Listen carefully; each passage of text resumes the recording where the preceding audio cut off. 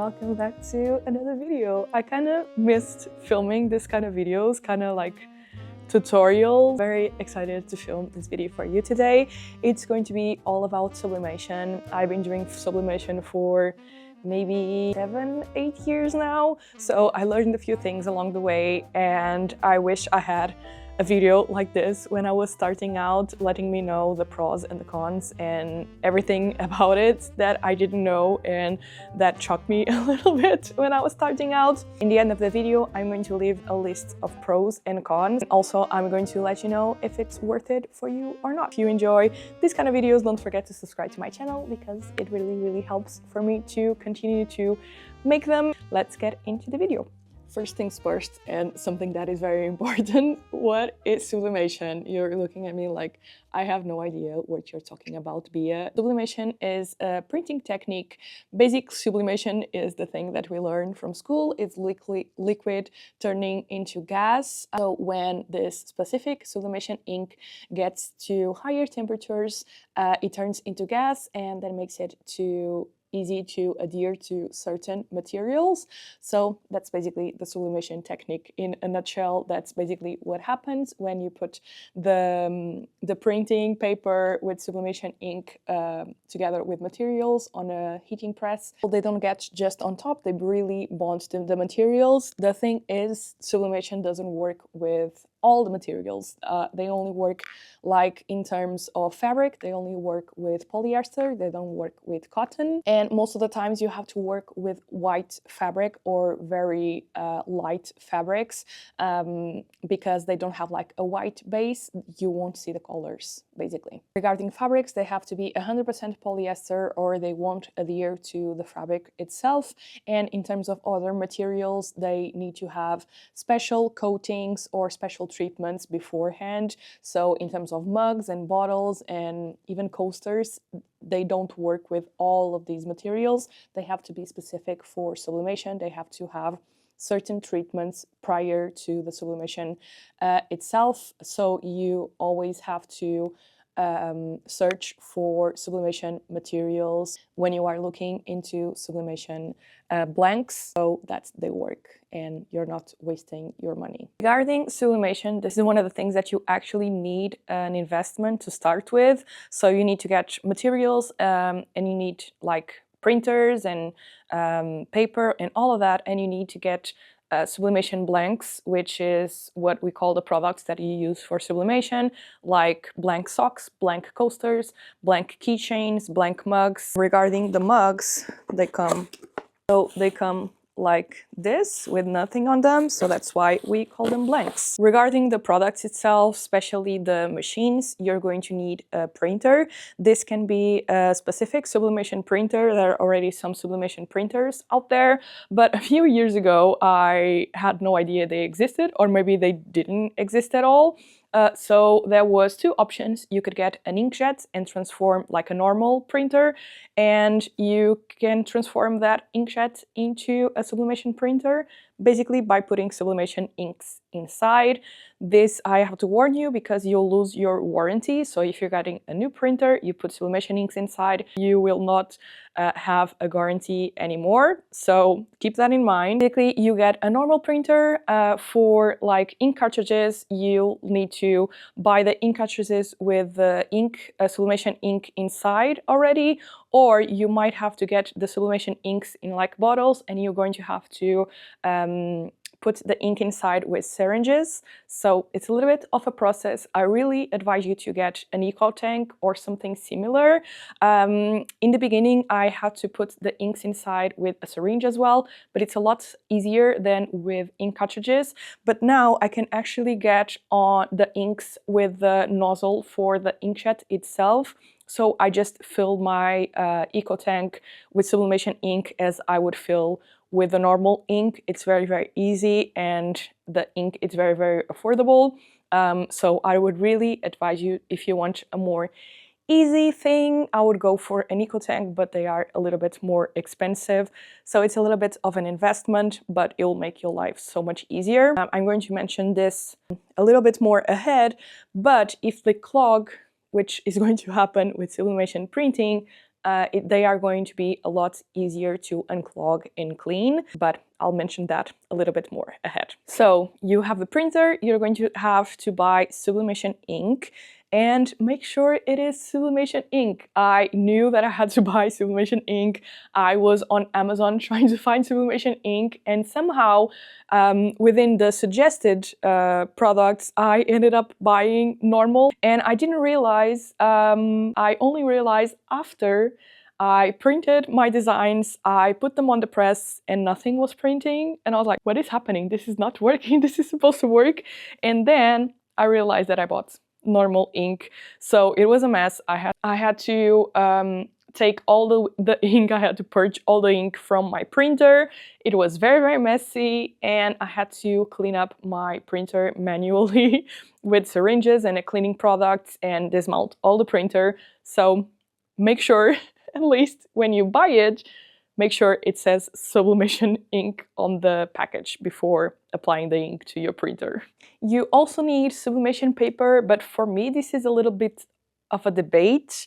Let me know in the comments if you do sublimation, what you think about this. I used to use sublimation paper, which makes sublimation printing a lot more expensive because sublimation paper is very, very expensive. But from my experience, if I use like 90 or 100 GSM paper, like good quality paper, I get the same results and it's a lot more cheaper. So yeah, let me know in the comments what you think about this. At least this is my experience and it works very, very well for me. Then you'll need a heat press or a mug press depending on the products that you want to do. Right now I have both. At the time when I bought my first heat press, I actually bought a cheaper one that came with a mug press and a heat press. So that was very, very helpful to try out several different products. The heat press, it has to go up to 200 degrees Celsius at least. You can go for an automatic press or a manual press, and you need to be able to regulate pressure, temperature, and timing. That's the three things that you need to look into a heating press. Right now I have an automatic press and it's so helpful and so nice, and my back don't hurt anymore, but I started with a cheaper manual press, which is absolutely fine. Then for other things that are very, very important, you'll need Teflon sheet, and normally these come with the presses, so I wouldn't exactly buy them firsthand. I would wait for my press to arrive to see if they are included or not. And heat tape, but right now I actually use washi tapes because I ordered like 2 different heat tapes from Amazon, and they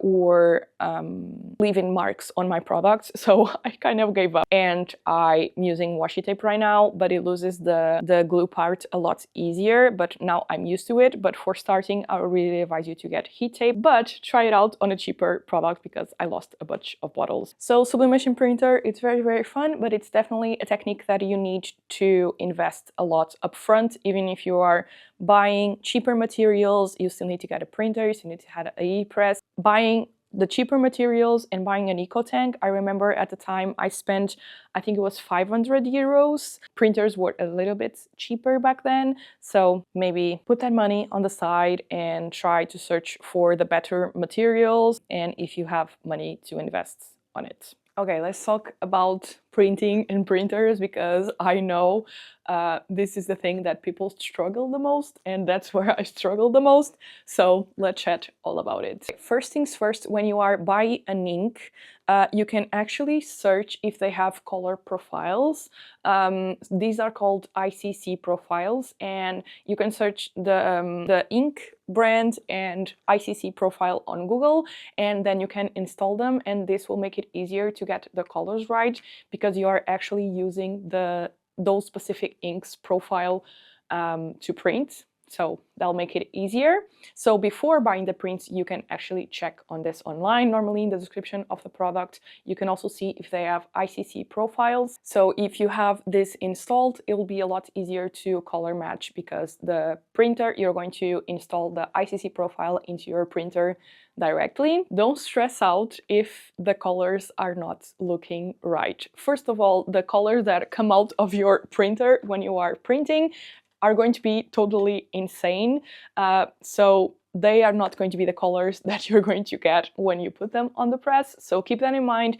If they are printing and they are totally wrong, you need to print them, put them on the press and try the products out, and that's where you're going to actually see the colors that you're printing. I know it's a little bit confusing, so the colors in here are going to be less saturated, less vibrant, very muted, and when you get them on the press, they'll be more vibrant. One of the cons of sublimation printing is that you actually have to use materials to see if the colors are printing correctly. I would advise you to get like coasters or cheaper materials where you can try the colors out. Just keep in mind different materials might get different results. Like for mouse mats, the base of the mouse mat is normally black, so that it will affect the colors of the printing, and with different coatings and different materials this will be different as well. Keep in mind it's going to be similar, but you'll have to end up using the materials itself where you want to print on just to be 100% sure on the colors. Keep in mind that the colors that come out of the printer right here on the sheet of paper are going to be completely different of the colors that you're going to get once you try the products out. That's one of the frustrating parts about sublimation and printing and colors, is that you waste a lot of time trying them out and getting the colors right. Getting the colors right, it's going to be a long process. You're going to save some time for this in the beginning because it does take a while. I'm sorry. You're going to waste your time, you're going to waste a lot of paper, you're going to waste materials. It can be very, very frustrating, and it's going to be a lot of back and forward from the printing to the press to trying something out, then adjust the colors on the computer. I normally use Photoshop. Even if I have the ICC profile, sometimes the colors don't 100% match, so normally I use Photoshop to adjust like the brightness, the saturation and all of that, and then I just keep printing until the colors are what I want. Once you get to the perfect colors, this is going to be just the beginning. You can save this specific color profiles, or you can save the adjustments on Photoshop, and then you just need to reuse them for next time. So it's only frustrating and hard in the beginning, and then it gets easy, I promise. Another thing that you need to remember is that you need to mirror your designs, but this can also be saved on the printing settings, so you don't need to remember every time if you use the same settings, but mirror your designs because they are going to print mirrored, basically. Another thing to keep in mind is that you're going to have to actually keep printing even if you don't need to print anything. Sublimation ink, already inkjets have a life of their own, and that they need to be in use so that the inks don't dry up and all of that, but sublimation has a life of their own, and if they are not in use, like let's say every 2 weeks or something, they clog up very, very easily, and I have that problem a lot. My printer don't even have screws anymore. Like I can just access it very, very easily, as you can see, because it clogs up a lot. And that's the thing about eco tanks, you can open them a lot easier and access the inside of the printer and the little tubes of ink and everything. And basically I just use syringes to pull the ink out to unclog the printer, and it works perfectly every time. Then I just need to do a few cleaning cycles and it's working again, but it's definitely frustrating to be doing this from time to time, but you get used to it. It's just part of the printing process eventually,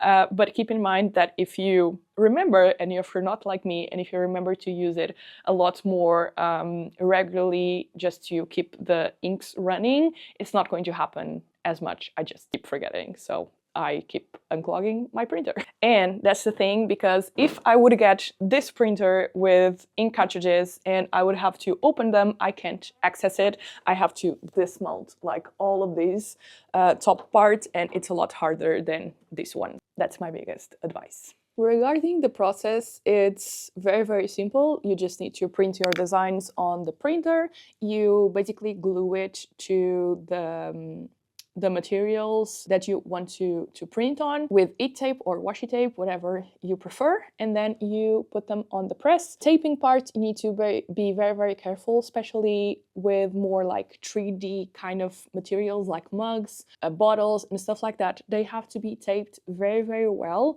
because if they are not taped very well, when you are removing the product or when the press is going down or you are applying pressure or something, they can move, and that is called ghosting, where you get like the picture gets a little bit faded and also a little bit out of place, so they print on like different sides, so it gets like a little effect, and it's not printed okay. So make sure your designs very well so that doesn't happen. Pressure, it's another thing that is very important. Right now I have an automatic each press, so depending on the thickness of the material, it adapts the pressure automatically. But if you have a manual press, you'll have to see what is the press that is best for the materials that you're using manually. So for socks, you're going to have to apply a certain pressure and dim it or make it higher on the press regulation on your heat press,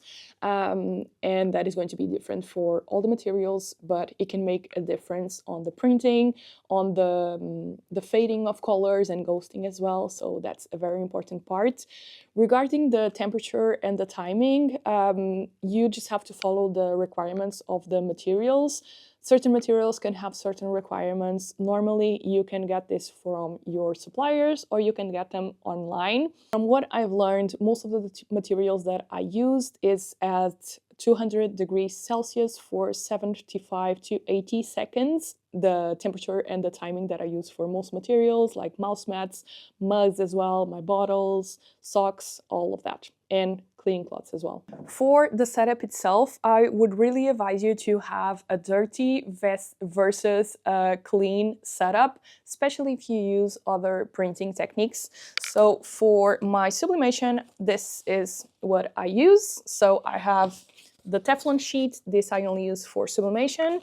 Then I have the base, and I have like a little sheet of paper, very old. But this is what I use just for sublimation. All the other techniques, I have like my clean setup where I use another Teflon sheet and another base, so that they don't mix up. Sublimation can be very messy and like a dirty process because the colors can get everywhere. So especially if you are using your press for other printing techniques like vinyl, screen printing, all of that, I would really advise you to get a different setup for sublimation, a different Teflon sheet, a different base, and all of that, so that they don't get everywhere. Another important and things I wish I knew when I was starting is, don't worry if it starts to smell. It's normal. I got so scared when I was trying my first sublimation products because the smell was unbelievable, and I never saw anyone mentioning this on any videos. I was like, am I doing something wrong? Is my press like bad? Is my press going to explode? Like, I was freaking out, but smelling is normal. Sublimation is going to be smelly, so make sure you are on a ventilated place, especially if you're doing mouse mats. The smell of sublimation together with the rubber, it's something special. So if it smells, don't worry, it's normal, but it's very smelly. I don't like it. Okay, now let's talk about the pros and the cons, and I'm going to let you know if I think it's worth it or not. So let's get into that.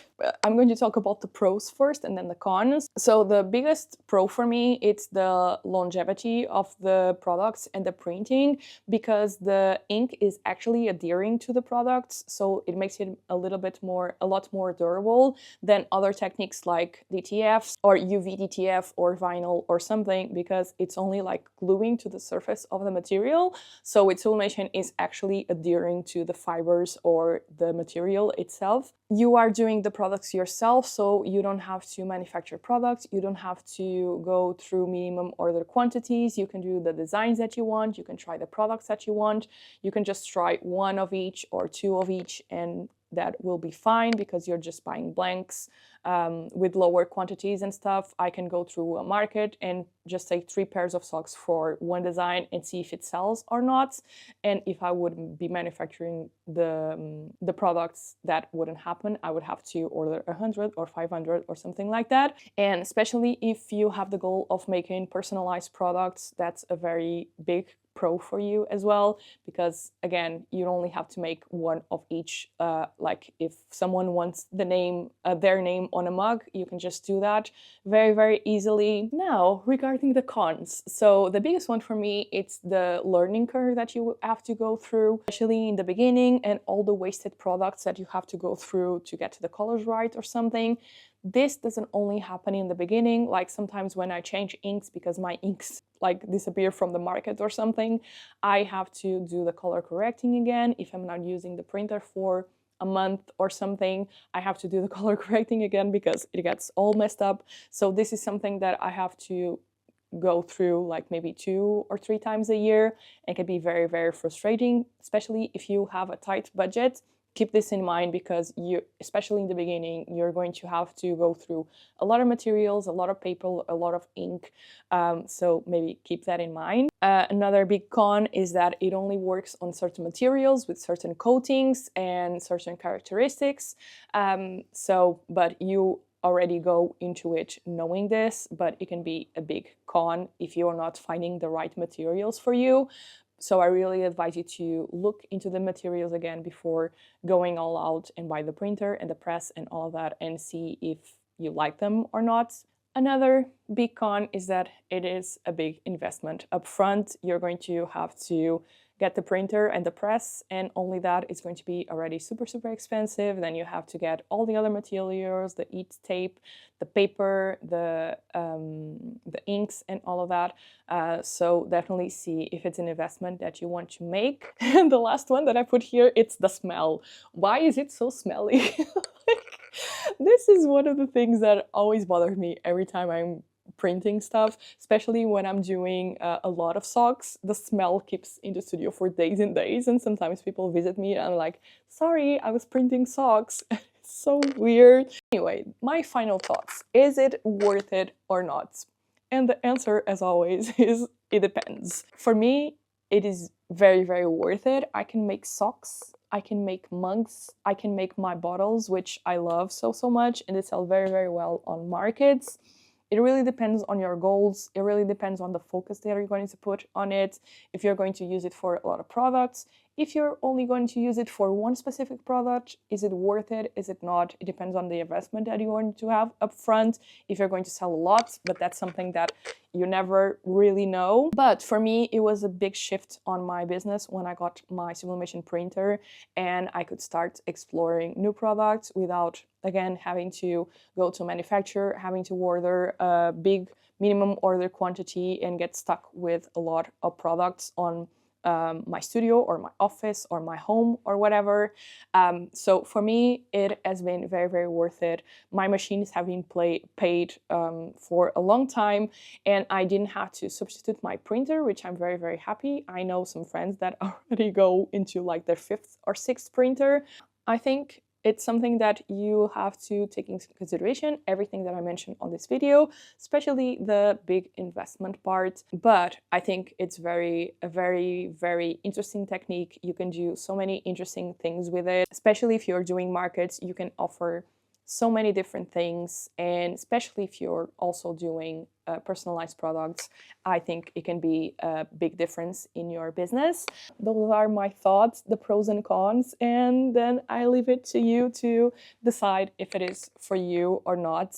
Again, for me, it was very, very worth it, and it's still very, very worth it, and it's a technique I love to hate, especially the smell. But anyway, I hope this video was helpful for you. If you have any questions or something that I didn't mention that you think it would be important, let me know in the comments. I would love to talk more about sublimation. I always enjoy talking about printing techniques and all these other things like behind the business. So yeah, leave a comment if you have any suggestions or if you have any questions. I would love to chat in there. Don't forget to subscribe to my channel, and even if you just enjoyed the video and if you have no questions, please leave a comment. It really, really means a lot. And yeah, I'll see you next week for another video. Bye!